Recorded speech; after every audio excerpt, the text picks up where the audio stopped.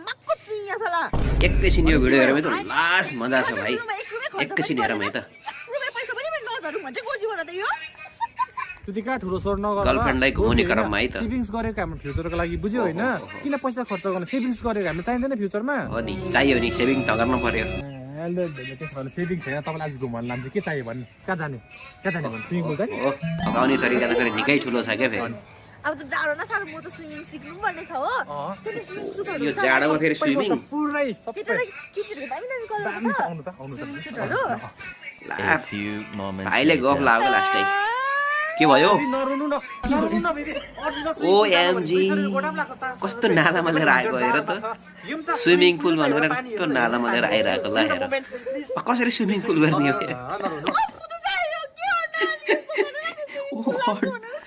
हो कसरी हो